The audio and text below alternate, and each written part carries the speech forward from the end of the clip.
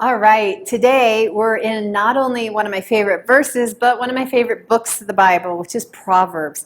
I absolutely love Proverbs. So today, Proverbs 16:7, it says, "When a man's ways please the Lord, he makes even his enemies to be at peace with him." Now there's a promise.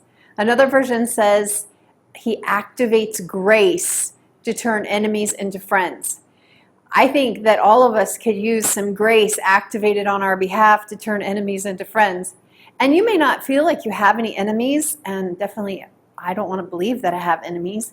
But you know what? Sometimes it feels like people are against you for no reason, and you don't know why. And you know what? You can't always change the way they see you or the way they look at you or their opinions. And I'm just going to tell you right now, you are never going to make everybody happy at the same time. It's just not realistic. And as a mom, I'm sure all the moms out there can agree with me. If you have more than one child, sometimes it feels like you can't even make both of them or all of them happy at the same time.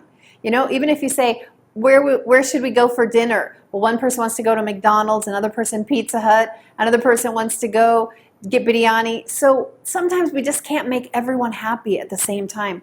But God gives us the key right here. And he says, when your ways please me. When your ways please me.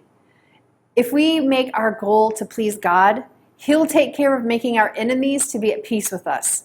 And I'm not saying your family is your enemies, but you know what? Sometimes we just need to put our focus back where it needs to be, and that's on God.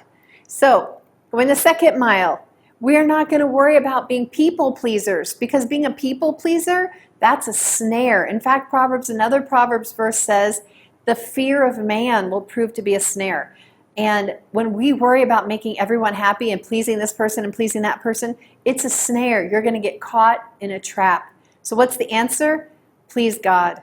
Because when a man's ways or a woman's ways please the Lord, he activates grace to make even your enemies to be your friends.